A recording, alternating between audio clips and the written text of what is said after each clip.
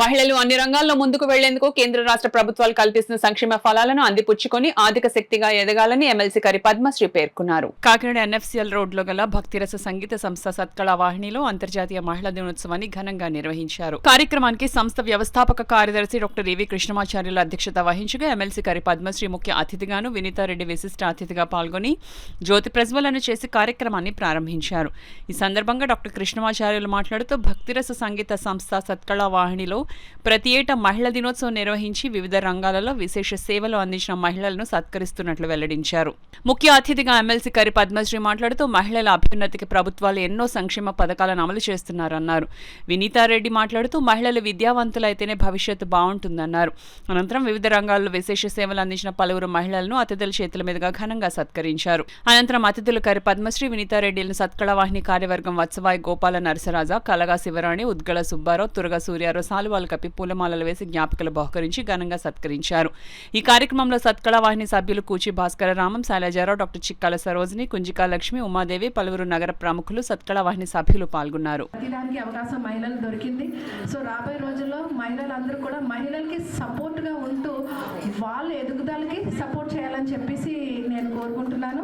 అలాగే ఈ వేదిక మీద ఉన్న మహిళలందరూ కూడా ఒకళ్ళు సూపర్ స్టారే, షీ హీరోస్ అనాలి. మనం అంటే జెంట్స్ లో ఏదైనా సాధిస్తే మనం హీరోలా చేశారంటారు కదా, మరి అలాగే మహిళల కంటే షీరోస్ అని అంటాం మనం, SHE షీరోస్. సో ఏంటంటే ఇక్కడ అందరూ కూడా వాళ్ళ రోల్ వాళ్ళు ప్లే చేస్తూ సొసైటీలో వాళ్ళ ఐడెంటిటీ కోసం చాలా కష్టపడ్డారు. ఇక్కడ మనకి వినీత గారు ఉన్నారు, అలాగే ఉద్గల సుబ్బారావు గారు ఉన్నారు, అలాగే ఇక్కడ సింగర్ ఉన్నారు, ఇక్కడ రైటర్ ఉన్నారు. సో వేదిక అంతా కూడా టాలెంటెడ్ మహిళలతో నిండిపోయి ఉన్నది. సో విమెన్ ఎక్కడ కూడా వెనుకబడతనంలో లేరని చెప్పుకుంటున్నాను.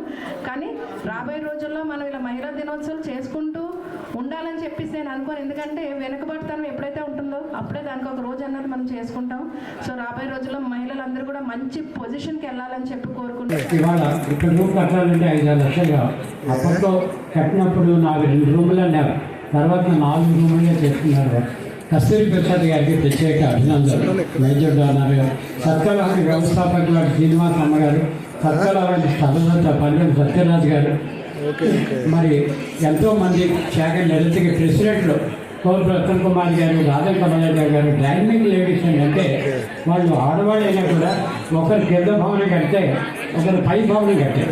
ఇది మన గొప్పగా చెప్పుకోవాలి. కోల్ రతన్ కుమార్ గారు ఎప్పుడు విష్ణు విరామం లేకుండా తన కారులో 5 తీసుకుపోయి చందాల కోసం అలాగ ఊళ్ళో తీసి కష్టపడి ఈ కింద భవనం అంతా నల్లవరి సరోజిని గారు, బంగారు సార్ అప్పట్లో మహిళలు అలా తిరిగి కింద భవనం కట్టడంలో పాత్ర ఎక్కువైంది.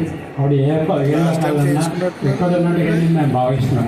అలాగే 2వ భవనం కట్టుకున్నప్పుడు మంజరి సంగీత కళాశాల వస్తుందనుకోలేదు. అది కూడా మంజరి గారి పేరు శ్రీమూర్తి డాక్టర్ చంద్రశేఖర్ గారి ముందర రావడం ద్వారా పై స్లాబ్ వేస్తే అక్కడ కూడా రూములన్నీ కూడా మహిళలు కట్టిస్తారు. వేదిక మీద పైకొచ్చి మహిళల్లో మనం ఇంకా మన శక్తి సామర్థ్యాలు, మన యొక్క శక్తిని మనం నిరూపించుకోవడానికి అవకాశం ఉంటుంది.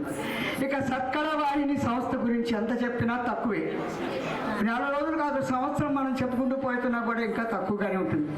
ఒక వ్యక్తి ఒకరోజు పెళ్లి కడితే అర్ధరాత్రికి ముహూర్తం వస్తే 2 గంటలకు ముహూర్తం అయితే 4ంటికి ఎవరు పెట్టి మీద వాళ్ళు వాలిపోతాం, అంటే నీరసం వచ్చేసి పడిపోతాం.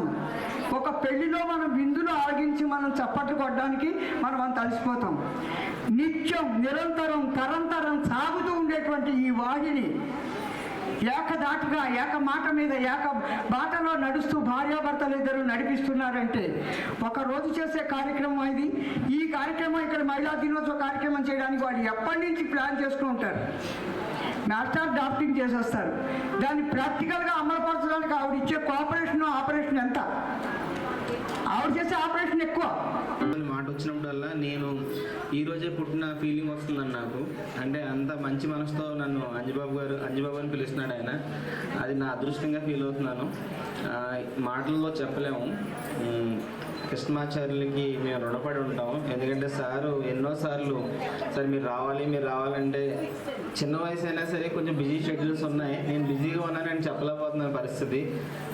అలా చెప్పకుండా ఉన్న టైంలోనే అట్లీస్ట్ ఈ 10 నిమిషాల్లోనే ఆయనతో కలిసి ఆయన చేస్తున్న కార్యక్రమంలో నేను కూడా ఒక భాగం అవ్వాలని, అది అంత అదృష్టం నాకు కల్పించిన కృష్ణమాచార్యులు గారికి శిరస వహించి పాదాభివందనం చేసుకుంటున్నానండి. సమయం తక్కువ ఉంది కాబట్టి అందరికీ మరొకసారి మహిళా దినోత్సవ శుభాకాంక్షలు.